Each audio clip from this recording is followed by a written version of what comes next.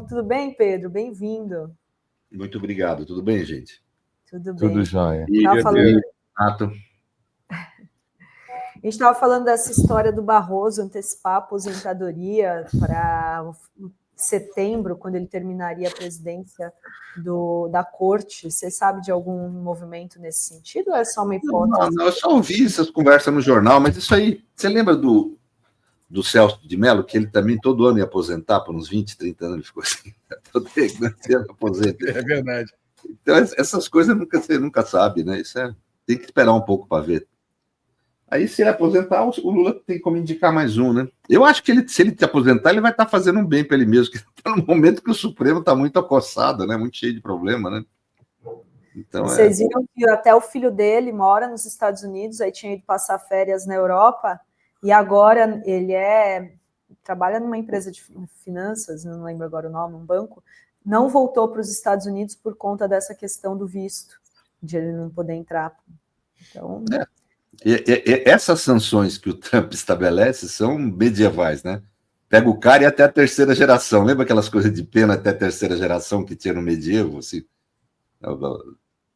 mata o cara e tira o patrimônio até a terceira geração. É mais ou menos isso que estão fazendo. Quer dizer, uma regra básica da civilidade, né? A sanção deve se esgotar na pessoa do sancionado, na pessoa que não é cumprido, né? Esse tipo de normatividade norte-americana é destrutiva dos direitos intensamente, né? É muito impressionante. Eu acho que não vai... Vai, Federico, depois eu pergunto. Pode falar. Não, porque assim, me parece muito mais um movimento político do Alcolumbre para manter o Pacheco na mídia e o nome dele ficar aí nas vistas para ser candidato a governador do que propriamente uma campanha. E, por outro lado, não sei se o Pedro tem informações sobre isso, por mais que haja pressão sobre o STF, eu não acho que seja do perfil, ele foi professor aqui da UERJ, né? Eu não acho que seja do perfil dele fugir nesse momento, exatamente no momento que está sob pressão, ele deixar o cargo. Tudo bem que ele já tinha ventilado essa possibilidade, foi ventilado 2 anos atrás, já se falava sobre isso. Mas nesse momento eu acho que seria muito ruim, não seria não, Pedro? Porque daria uma certa demonstração de fragilidade, né, no Supremo. Eu acho que demonstra uma fragilidade que é ruim, né? Tanto que eu acho que ele não vai sair, para ser franco, assim, minha opinião pessoal. Eu acho que ele não sai, por causa do momento. Agora, vamos ver como é que vai estar o momento. Se a coisa recuar até lá, aliviar, eu acho que ele pode sair, sim, é uma adesão dele. Mas se não, acho que ele não sai, não, porque é muito ruim, né, para o Supremo. Dá uma impressão de... Essas missões que você adquire na vida, resolver ser ministro supremo, tem um caráter de missão mesmo. Às vezes você não escolhe o que fazer, você não pode escolher. Né? A razão pública se sobrepõe às tuas questões e desejos pessoais. Né? Então, eu acho que ele sair agora não seria bom, porque exatamente pelo momento fustigado que o Supremo está. Acho que ninguém sair de lá é bom. As pessoas têm que ficar onde estão agora e enfrentar o que tem pela frente. Aí. Concordo.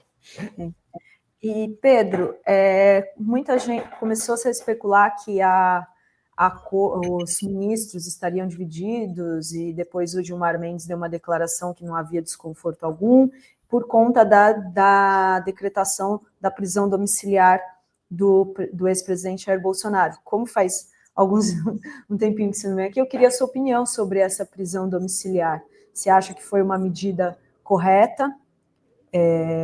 Essa prisão domiciliar do ex-presidente Jair Bolsonaro? Olha, é difícil julgar isso assim, você tem que ver o processo com detalhe, né? Quer dizer, para poder dar um ponto de vista terminativo. Mas eu acho que havia motivo para prendê-lo lá atrás, quando começou essa história aí de ataques ao Brasil, etc. Por 2 razões. Uma, porque claramente o filho dele, que eu não entendi até agora, porque não houve decretação da prisão preventiva do Eduardo Bolsonaro, né? Mas o Eduardo, ele atacava e estimulado pelo pai, e financiado pelo pai, claramente na mídia, coagia o Supremo Tribunal Federal. Né? E coage até hoje. O Supremo que recua, e se não, vamos aplicar a lei, não sei o que. E foram aplicando, né? Foram conseguindo com que o governo americano aplicasse essa legislação, interferindo absurdamente na nossa soberania, na independência do nosso judiciário, um troço terrível, né? Então tem essa razão, porque coloca em risco o andamento de um processo. É um motivo para prender. E tem uma outra questão que pouca gente fala, que a garantia da ordem econômica é outra razão que você pode prender as pessoas, para preservar a ordem econômica. E ali havia uma afronta imediata à ordem econômica pelo tarifaço do Trump, que, segundo o Trump, aplicou por conta do Bolsonaro. Então, aonde que eu acho que talvez o Supremo tenha cometido algum equívoco é não ter decretado naquela hora a prisão preventiva, que eu acho que era justificável, tinha razão. Vocês sabem que eu sou muito crítico a ideia de prisão preventiva e sempre fui crítico à ideia de prender Bolsonaro, né? Aí depois eu acho que se perdeu um pouco, ficou aquela coisa das cautelares, para mim uma coisa meio contraditória, pode dar entrevista, mas não pode falar nas plataformas, para mim ficou um negócio meio... Aí o Bolsonaro aproveita disso, dessa contradição, para abusar mais ainda do Supremo, enfrentar, né, a ordem judicial, e aí... Então, quer dizer, justificável a prisão preventiva de Bolsonaro? Pô, se você for pensar que nós estamos num país que tem mais de 210 mil pessoas aprisionadas preventivamente, sem ter tido direito de defesa, por razões muito menos intensas, com justificações muito menos intensas do que as condutas que os bolsonaros tiveram agora. Então, me parece bem razoável ele estar preso preventivamente, né? Aliás, eu não entendi até agora, como eu falei, o porquê da não decretação da prisão preventiva do Eduardo Bolsonaro, né? Mas é isso, eu acho que justificado está, né? Agora, esses discursos grandiloquentes de que há abuso, isso aí é discurso para passar a mão na cabeça de fascista, que é sempre o que a nossa elite fez, né? Fosse alguém de esquerda numa situação dessa, vocês lembram da mídia na época da Lava Jato, por uma suposta uma quadrilhona de corrupção do Lula para roubar 700 mil reais numa reforma do departamento de merda no Guarujá, né? E que depois o próprio Moro reconhece que não havia prova da relação entre uma coisa e outra. Então, isso não sei, quer dizer, e vocês lembram como era furioso, assim, a postura em relação a ele. Com o Bolsonaro, todo mundo quer passar a mão na cabeça, parece, não sei. O sujeito tentou dar um golpe de Estado violento, armado, muito pesado, né? Mas tudo bem. Ô Pedro, você acha que a situação do Alexandre de Moraes ficou mais delicada, mais preocupante, depois da prisão do Bolsonaro? Porque houve uma reação de alguns setores aí que a gente costuma chamar de mais de centro, né? Inclusive na mídia liberal, falando que ele teria passado dos limites. Hoje saiu até acho que foi na Mônica Bergamo, já saiu na Mônica Bergamo, hoje eu também não sei se saiu de novo, falando que os ministros do Supremo estariam pedindo para ele ser mais comedido. Você acha que isso é fato? E se o que você faria no lugar dele? Como você reagiria a esse tipo de pressão? Olha, pressão ele deve estar sofrendo. Eu não sei se ele sofre dos outros ministros, eu não tenho essa informação, né? Quando a gente fala outros ministros, você está falando ali de 11, cada um pensa de um jeito, vai saber, assim, quem é esse ministro que está pondo essa pressão, etc., né? Agora, vamos dizer assim, o Alexandre ele pode ter equívocos nas decisões dele. Eu já critiquei decisões dele aqui mesmo com vocês, em outros ambientes, muitas vezes, né? Que são questões jurídicas que você discute. Isso é normal em qualquer processo. Eu não conheço um processo penal que tenha tido advogados, promotor, etc., que haja consenso quanto ao resultado. Não existe isso, né? Sempre o advogado vai falar que o seu cliente foi injustiçado se ele foi condenado, e sempre o promotor vai falar que houve impunidade se o cara não é condenado como ele quer. Isso faz parte do processo penal. Por isso que tem direito divergência o tempo inteiro, né? Isso é uma coisa. Outra coisa é exceção. O que é exceção? Quando a corte ou o agente público se considera no direito de suspender o direito. Uma coisa é você divergir na aplicação do direito. Outra coisa é você suspender o direito e os direitos. Isso houve na Lava Jato.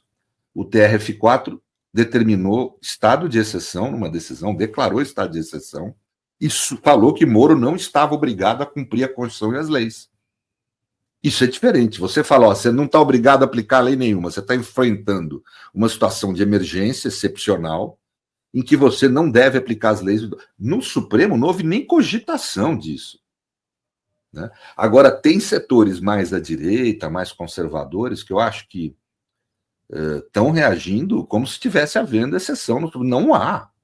Aliás, eu vou dizer, é o tribunal mais ameno que existe no Brasil em termos de jurisprudência e postura penal, né? Os outros são piores, né? As decisões do ministro Alexandre podem ser criticadas, mas não são muito diferentes das decisões do nosso sistema de justiça. Aliás, e vou falar mais, em relação a Bolsonaro, já houve extrema moderação do Supremo. Por 2, 3 vezes aí, Bolsonaro deu razão à prisão preventiva que qualquer um de nós, eu não estou falando só de cidadão pobre então nem se fala, mas qualquer um de nós estaríamos presos se a gente fizesse isso. O Trump está reivindicando para Bolsonaro algo que é ridículo. É ridículo. Não quer que. Veja, o Bolsonaro não está condenado. Ele foi preso domiciliarmente agora que aprontou tudo isso. Até 2 semanas atrás estava andando de jet ski, né? Ele está sendo processado. Isso é um ônus que qualquer cidadão pode ter, mesmo inocente. Qualquer um de nós pode ser investigado ou processado. Trump quer que Bolsonaro não seja investigado pelo Estado, que ele seja um príncipe, um primeiro cidadão, um cidadão acima dos outros, né? Um aristocrata e não um cidadão numa república democrática. Quer dizer, isso não tem sentido, né? Então, acho que assim, Renatão, acho que está tendo muito discurso aí que eu não consigo entender, sabe? Inclusive de gente tida como de centro, tal, parece que são doidos para botar o Bolsonaro no colo e passar a mãozinha na cabeça dele, sabe? Como fizeram com os milicos na época da ditadura militar, né? Quer dizer, na hora de fazer a transição, quando os militares se enfraqueceram, era tem que tomar cuidado, tem que ver isso, tem que ver aquilo. Na hora que o pau veio para cima da esquerda, mesmo a esquerda não armada, né? Herzog, etc., e tortura, mata, dane-se, ninguém faz nada, né? Então, essa que é a lógica que nós temos no nosso sistema, né? Uma lógica, não é à toa que aqui sempre, ciclicamente, surgem fascismos aqui, né? Nós temos uma sociedade que está muito entranhada no fascismo. Muito bem. Felipe, tem... Isso era uma coisa que a gente mencionava antes, Pedro. Eu, Dri e Renato estávamos discutindo sobre a naturalização dos atos da extrema-direita, de como isso é discutido de forma natural, coisas mais surreais, absurdas, são discutidas com naturalidade na imprensa, exatamente na linha do que você dizia. Se isso fosse com qualquer um de nós, seria um alarde gigantesco, como foi feito com os 700 mil, você falou ali sobre o Moro dizendo que não tinha provas, e a gente naturaliza coisas absurdas. Eu mencionava até sobre bolsonaristas como o senador Marcos Duval dizendo que é da SWAT, e hoje está com tornozeleira. É uma estratégia que tem pouco amparo para as discussões, mas que é discutida com normalidade. E às vezes eu tenho a impressão que não é só a imprensa, que parte do judiciário também foi cooptado para esse naturalismo de coisas que são absurdas. Eu não sei se você tem a mesma impressão como jurista. Não, grande parte. O judiciário nosso no Brasil, eu diria, com exceção do Supremo Tribunal Federal e talvez do STJ, os outros tribunais são absolutamente à direita, são ideologicamente comprometidos, não têm vínculo com a Constituição Federal como regra geral. Tem exceções, claro, não vou aqui ficar generalizando total. Mas certamente tem uma parte do judiciário que desde sempre, né, de agora, é extremamente reacionária, né, e que não tem vínculos com a Constituição Federal. Não tem muita. Eu vou te dar um exemplo, Felipe. Não faz muito tempo, faz uns anos, eu vi um julgamento pouco comentado, né? Essas coisas não se comentam no Brasil. No Tribunal de Justiça de São Paulo, em que foram inocentados alguns policiais militares que estavam sendo acusados de crime de tortura, de aprisionados. A razão foi porque eles teriam torturado os caras, mas não para obter informação. Então não é tortura no sentido jurídico. Onde você enxerga aí? Onde está dito na lei que para ser tortura precisa ser informação? É surreal. E isso ocorre cotidianamente, né? Também gente que rouba uma pasta de dente no supermercado é presa. Então, você tem gente assim. Eu tenho uma desembargadora, eu não tenho autorização dela para falar o nome, que chegou quase a ser sancionada, no fim conseguiu reverter, mas por um período foi sancionada, porque soltou presos que já tinham cumprido há tempo a sua pena. Tinha terminado, foram condenados a 3 anos de prisão, estavam presos há 4, 5 anos já. Então, quer dizer, estavam cumprindo muito além da pena do que deveriam. Porque se ocasiona ônus para o Estado, tira a vida deles, pedaço da vida livre deles, que nunca mais vai ser reposto. Né?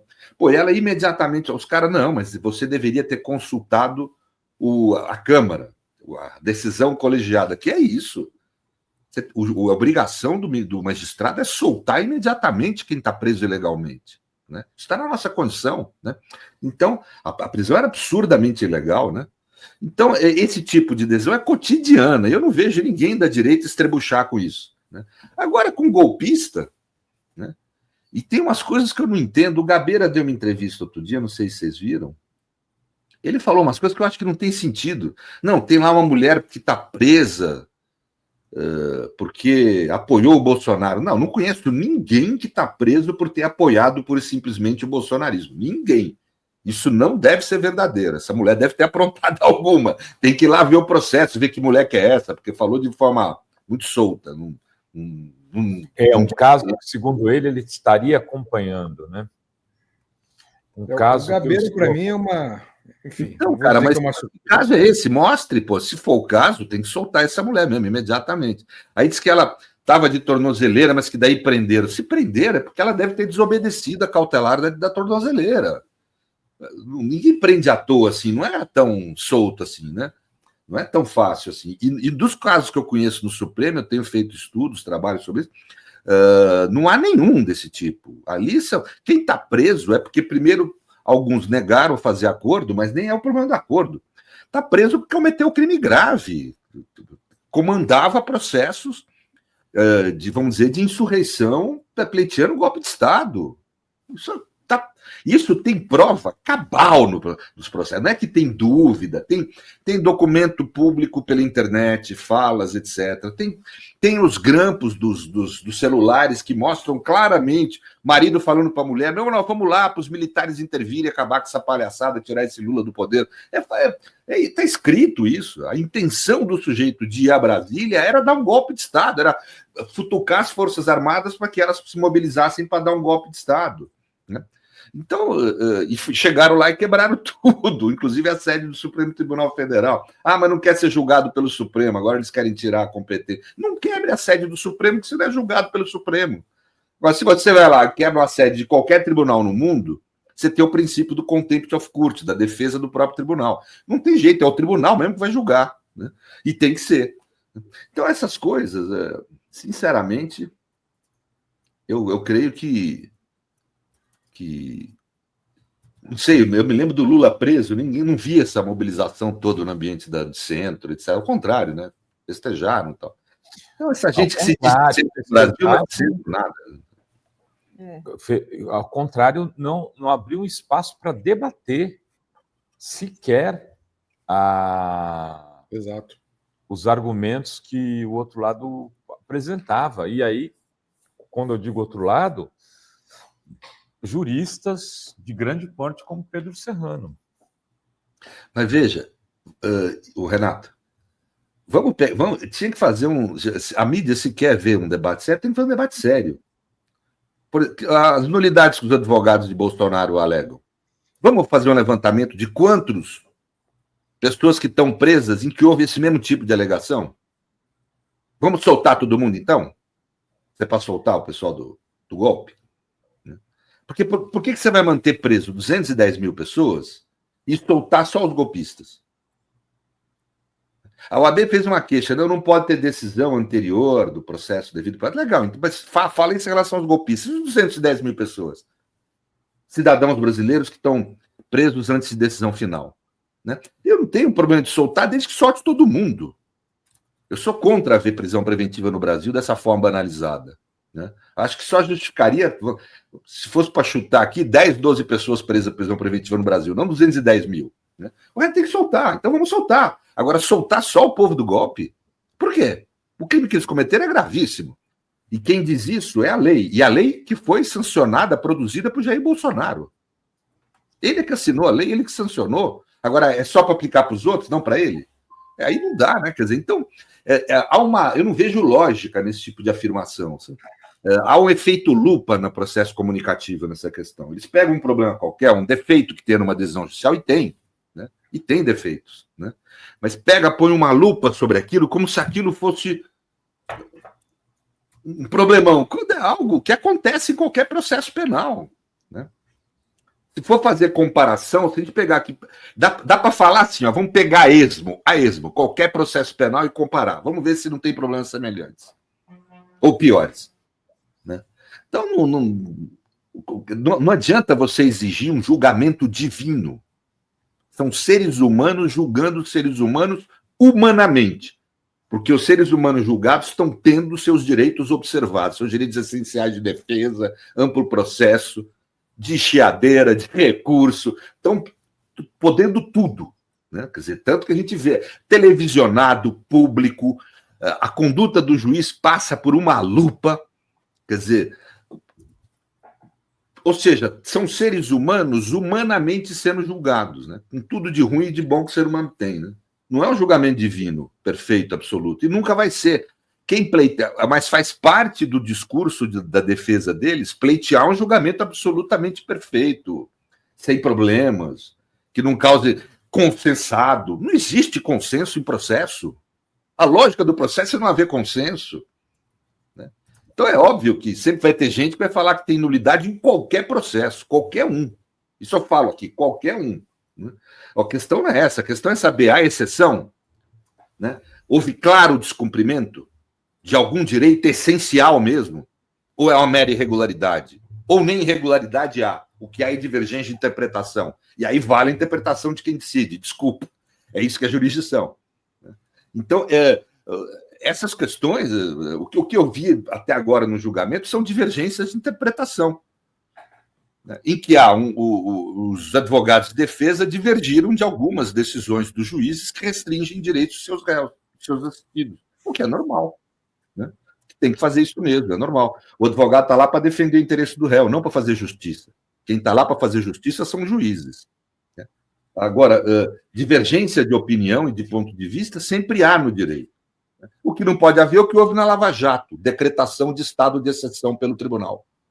Autorização do tribunal para que o juiz Moro não cumprisse a Constituição nem a lei. Isso nem foi cogitado no Supremo. Nem foi cogitado.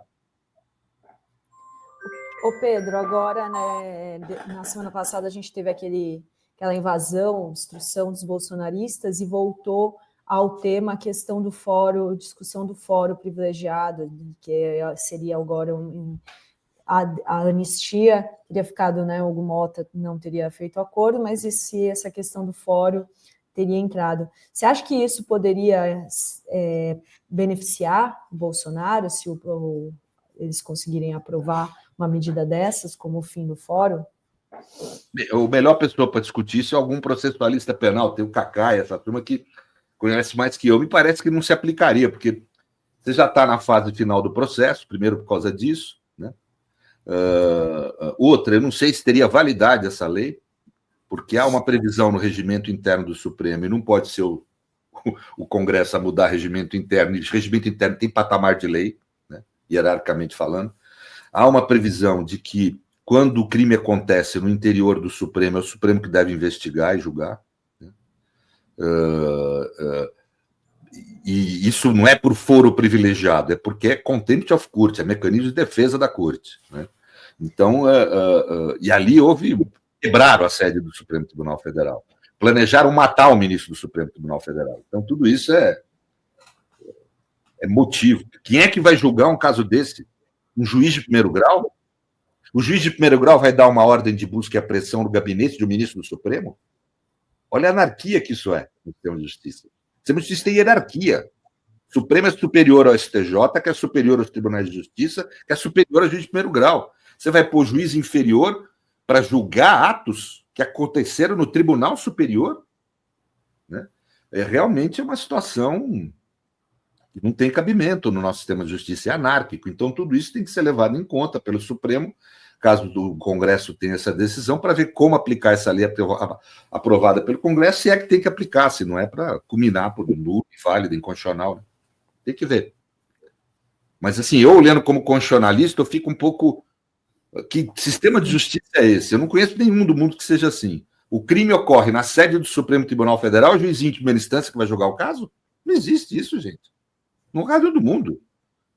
Soldado não julga general, em nenhum lugar do mundo. Não existe isso.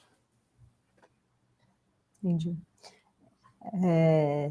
Alguém? Senão eu tenho uma pergunta. Pode fazer, dele. Pergunta primeiro, Dele. Essa história do Fux pedir vistas, que agora também está sendo muito falado, que atrasaria o julgamento para o ano que vem. Você acha que isso pode acontecer? Isso beneficiaria? Você já falou que você, uma vez aqui, que acharia melhor esse julgamento ficar até para 2026, né? Não, eu não acho que é melhor. Eu digo assim, um julgamento não pode ter critérios de disputa de poder, como estratégias de disputa de poder como sendo o seu balizamento, senão ele é nulo, ele é inválido. Né? O processo deve funcionar por razões de justiça, né? Pelas regras do direito. O ministro Fux pode pedir vista? Pode. Pode fazer esperar até o fim do ano? Pode. Tem lá o regramento, me lembro agora do Regimento Supremo, acho que fala em 90 dias, mas ele pode pedir vista, é normal que peça, é um direito dele como ministro pedir, é um caso complicado, tem papel para burro, quer dizer, tem muita justificativa para qualquer ministro ali pedir vista, né? Então não acho que tem aí nada de excepcional nisso, assim, né? Acho que você tem um processo, o tamanho desse processo é imenso. Só o relatório da Polícia Federal, 800 e tantas páginas. Quer dizer, muito natural o ministro que vai julgar falar, quero dar uma olhada direito nesse processo aí. Me dá 15 dias de prazo. Óbvio que se for, a gente começa a ver que, como já houve no passado, ministro que deu liminar em favor de dinheiro para a magistratura e sentou em cima do processo 5, 6 anos, aí, obviamente, é um abuso. Mas não me parece que é isso que está posto. O ministro Fux, como qualquer outro ministro, pode pedir vista, não é nada fora do parâmetro. Se deixar o julgamento para o ano que vem, paciência, deixa para o ano que vem. Não tem nenhum drama nisso. Eu tinha uma dúvida sobre isso, mas acho que está para esclarecer rapidamente. Caso o Fux peça vista e essa vista se prolongue pelos 90 dias regimentais, o julgamento começando em setembro, isso vai pegar o meio do recesso do Supremo. Entra em recesso pelo regimento ou continua-se mesmo em recesso, um julgamento penal no Supremo, Pedro? Eu esperaria o fim do recesso. Eu não gosto dessas coisas, bicho, de ficar indo fora do que é o padrão. O julgamento tem que ser um julgamento normal, dentro da norma. Tudo que é fora do padrão vai ser usado depois como argumento que quis perseguir, quis não sei o que lá, entendeu? E aqui entre nós, 15 dias a mais, 15 dias a menos, muda o que nisso? Alguém acha aqui que vai mudar 15 dias a mais, a menos? Não muda nada. Entendeu?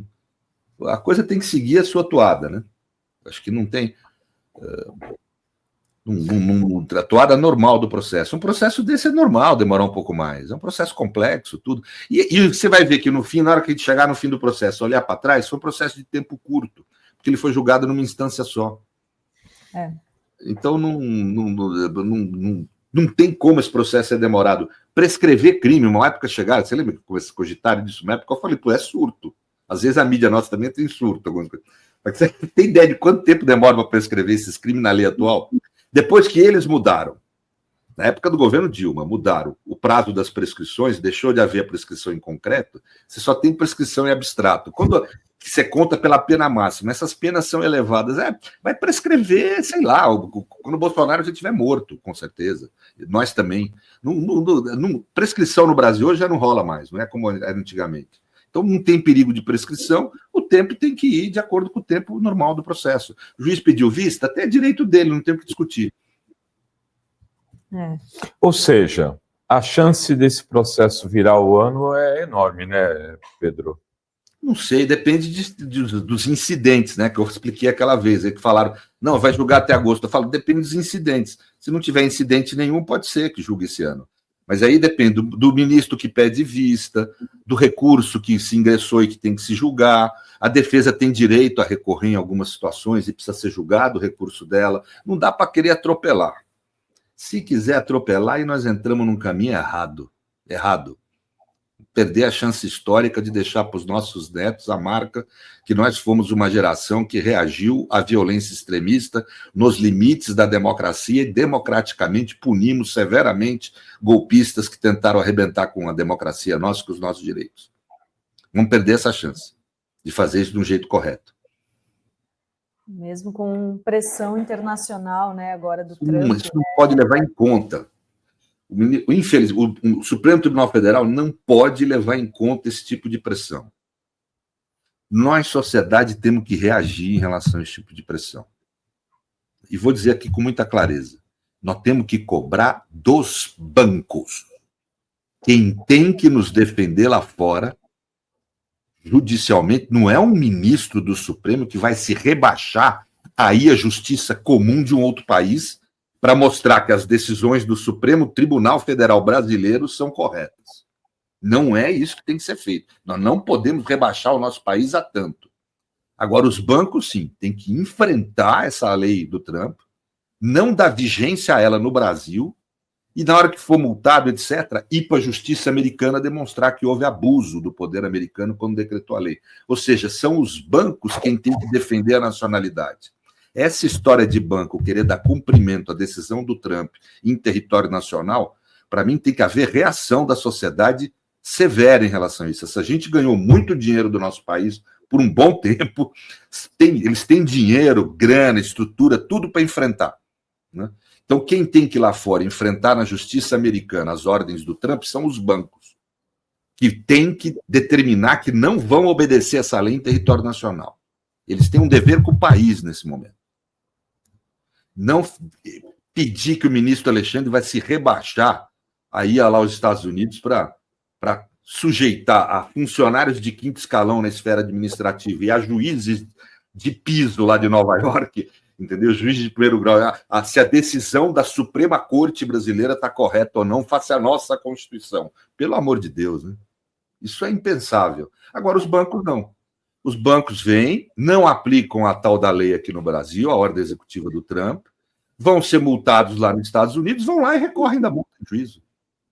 Recorrem contra a decisão de juízo, eles têm dinheiro, têm grana, têm estrutura para fazer isso, né?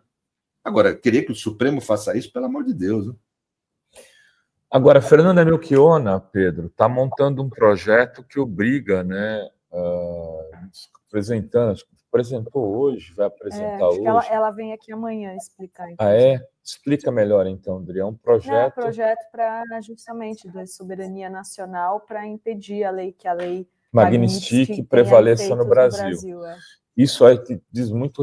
Eu entendi que ela está fazendo isso para os bancos, inclusive, né? Porque são eles que podem eliminar o CPF da pessoa para convivência comercial. Inclusive, ontem a campanha nas redes era contra o Chalita. Não sei se você viu isso, Pedro, porque o Chalita seria sócio da mulher do Alexandre Moraes.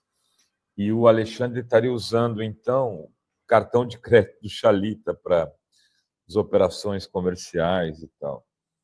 E aí, nas redes sociais, ontem havia uma campanha imensa contra o Chalita, dos bolsonaristas, para pegarem o cartão de crédito do Chalita. Olha, sinceramente, essa turma, viu? Eles abusam da paciência da gente, viu? Que o Chalita, se o Chalita quiser pegar o cartão de crédito dele, dar na mão do Alexandre, e ele pode, né? Mas eu acho que não tem que ser assim. Não precisa nem de lei para isso. A nossa Constituição é clara.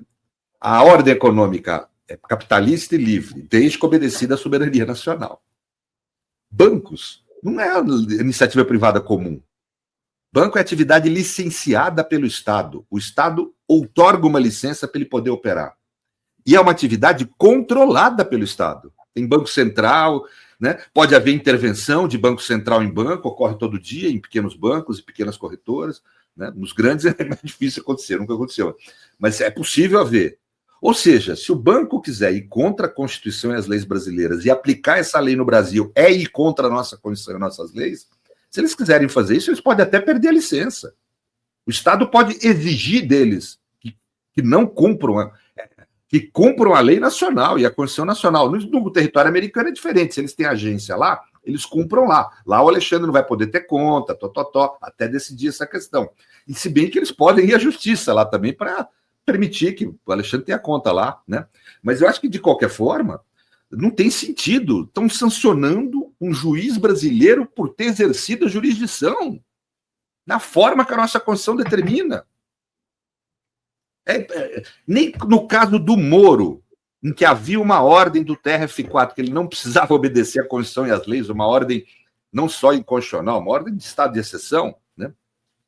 Nem nesse caso, eu vim aqui e falava, o pessoal querendo punir o Moro, eu falava, não pode punir, tem que ir com calma, porque pô, ele está exercendo a jurisdição, você tem que preservar a independência do judiciário, mesmo quando o judiciário age com erro, etc., ou age com injustiça grave, etc. Quer dizer, não tem cabimento isso que estão fazendo, né? É absolutamente contrário à nossa Constituição e às nossas leis. E se os bancos derem vazão, como estão falando que vão dar, a essa ordem executiva do Trump em território nacional, vão estar descumprindo a nossa Constituição e as nossas leis, e, para mim, vão estar sujeitos a perder a licença, né, inclusive. Então, tem que haver pressão da sociedade para que eles façam o que é o dever deles. Cumpram aqui no Brasil a Constituição e as nossas leis. Se isso ocasionar sanções a eles nos Estados Unidos, é a oportunidade que eles têm de ir lá na justiça americana derrubar essa ordem do Trump. E vão conseguir derrubar. Isso a maioria dos advogados que conhecem do assunto que eu conversei falam que não é muito difícil conseguir derrubar essa ordem do Trump. Porque ela é evidentemente, inclusive ilegal e inconstitucional face à própria ordem jurídica americana. Então, agora, quem é que tem que levar essa questão para os tribunais norte-americanos? Os nossos bancos, que têm dinheiro, têm estrutura, é uma questão comercial para eles, não está envolvida a vida de ninguém aí. Quer dizer, obrigar o país a baixar as calças para um juizinho americano. Eles vão fazer isso? Esses trilionários que ganharam dinheiro do Estado brasileiro, cooperação, tesouraria, ganha até hoje. O Itaú teve a maior lucratividade da sua história no primeiro trimestre desse ano. Eles vão obrigar a gente a fazer isso, nós como país? Né? Eu acho que a gente está no momento que tem que pôr pressão nessa turma. Agora, o problema é óbvio, eles mandam em todos os meios de comunicação, em amplo domínio. Né? Então é evidente que é muito difícil fazer essa pressão, mas a gente tem que encontrar os nossos caminhos. Né? Muito bem. Pedro, muito obrigada, viu, pela entrevista aqui hoje e até a próxima. Muito obrigado, gente. Até a próxima. Obrigado. Valeu, Pedrão.